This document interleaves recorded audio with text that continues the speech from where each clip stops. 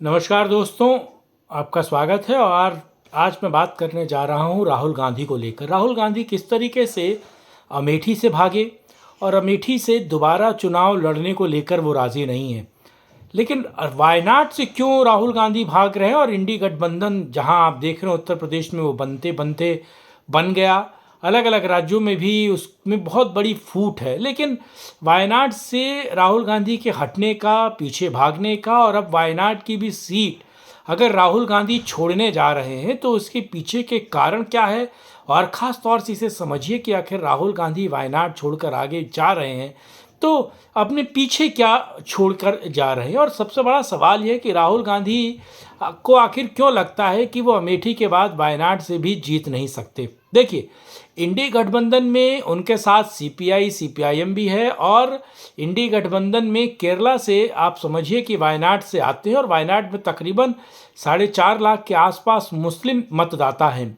और मुस्लिम मतदाताओं के कारण ही 2019 में जब कांग्रेस के लोगों ने सर्वे किया, और सर्वे करने से उनको पता चला कि अमेठी से राहुल गांधी का हारना लगभग तय है, और अमेठी से राहुल गांधी चाहकर भी नहीं जीत सकते।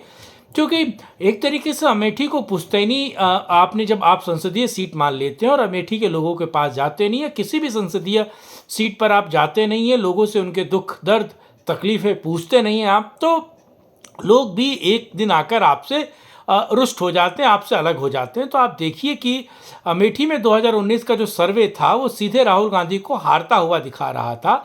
और स्मृति ईरानी ने तो उस वक्त भी 2014 के बाद 2019 में भी एक बड़ी मेहनत की, और लगातार आप देखिए स्मृति ईरानी अमेठी में बनी रही, और अमेठी में अब तो एक उन्होंने गृह प्रवेश भी करवाया है, नया उन्होंने वहाँ पर गृह खरीदा है। तो सबसे बड़ा सवाल यह है कि राहुल गांधी 19 में जब सर्वे आया और सर्वे से पता चला कि राहुल गांधी अमेठी हार रहे हैं, तो कांग्रेस के उनके शुभचिंतकों ने कहा क्यों ना आप दूसरी एक सेफ सीट से आप लड़ाई लड़े।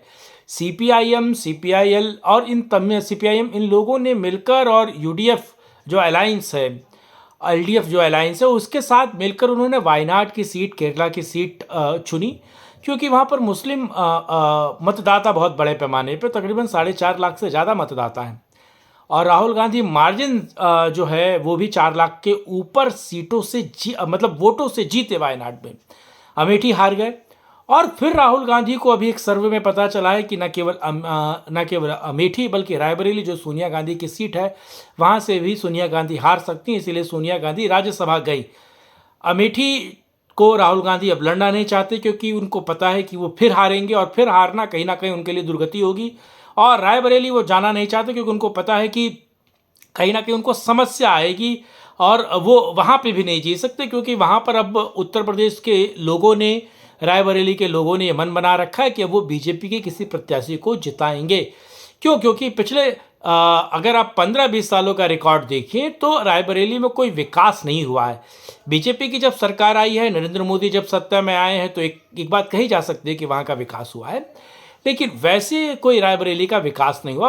अब मैं आता हूँ सीधे वायनाड में। वायनाड की सीट क्यों राहुल गांधी छोड़ रहे हैं? क्योंकि इंडी गठबंधन में यूडीएफ और एलडीएफ जो गठबंधन में सीपीआई सीपीआईएम जो है, उनकी एक संयुक्त उम्मीदवार है। आप समझिए, आपने डी राजा का नाम सुना होगा। डी राजा जो है सीपीआईएम के बड़े नेता हैं और महासचिव रह चुके हैं, और एक तरीके से लेफ्ट बिरादरी के सिरमौर रहे हैं, मंत्री भी रहे हैं, ऐसी बात नहीं है, मंत्री भी रहे हैं पिछले यूपीए के कार्यकाल में। उनकी पत्नी एनी राजा जो हैं वो लड़ रही हैं, यानी कि महिला विंग जो है, महिला विंग जो सीपीआईएम का है उसकी वो हेड भी हैं। वो वायनाड से चुनाव लड़ने जा रही हैं, यानी कि इस बार सीपीआईएम सीपीआई और यूडीएफ एलडीएफ ये सभी जो या फिर आप कह सकते हैं एक और मुस्लिम लीग जिसने बहुत बड़े पैमाने में समर्थन किया था राहुल गांधी का 2019 के चुनाव में, वो अब उनको समर्थन नहीं कर रहा है। इसीलिए और ऐसी 4 सीटें, अब इसमें शशि थरूर की भी सीट है कि शशि थरूर की जो सीट है वहाँ से भी उन्होंने एक उम्मीदवार को उतारा है, और वो उम्मीदवार ऐसा है जो 2009 और 2004 में वहाँ से जीत चुका है। यानी कि अब छुपने की जगह या डूबने के लिए पानी भी राहुल गांधी या कांग्रेस को नसीब नहीं है। जो केरल सेफ सीट मानी जाती थी, वहाँ पर भी लेफ्ट जो है वो दमखम के साथ खड़ा है। और डी राजा की पत्नी हैं, खासी वहाँ पर पॉपुलर भी हैं वायनाड में, और उनका जीतना लगभग तय है। दूसरी चीज़, अब बात चल रही है कि राहुल गांधी जो हैं वो वायनाड से ना लड़के तेलंगाना के खम्मम से लड़े, लेकिन आप ये सोचिए कि वहाँ से लड़ने का क्या एक मैसेज जाएगा। यानी कि राहुल गांधी जो अमेठी हारते हैं, राहुल गांधी जो वायनाड से भागते हैं, राहुल गांधी जो वायनाड से भागकर सीधे तौर पर अगर खम्मम जा रहे हैं, तेलंगाना की वो सीट जो गांधी परिवार के लिए सुरक्षित मानी जाती है, वहाँ अगर राहुल गांधी जाकर चुनाव लड़ते हैं तो इसके नताइज, इसकी जो मैसेजिंग जो आएगी वो बहुत महत्वपूर्ण होगी। उस मैसेजिंग को समझना बहुत ज़रूरी है। और क्या ये राहुल गांधी का भागना, सुरक्षित सीट का तलाशना, यानी कि बीजेपी ने इतना बेहतर गेम खेला है, या कहा जाए इंडी गठबंधन में इतनी बड़ी फूट पड़ी है कि राहुल गांधी को कोई सर उठाने का मौका भी नहीं देना चाहता, कोई आश्रय भी नहीं देना चाहता। और अगर राहुल गांधी वायनाड छोड़ते हैं तो मुझे लगता है जो 54 सीटों पर कांग्रेस थी वो उसका 50 का आंकड़ा पार करना बड़ा मुश्किल हो जाएगा।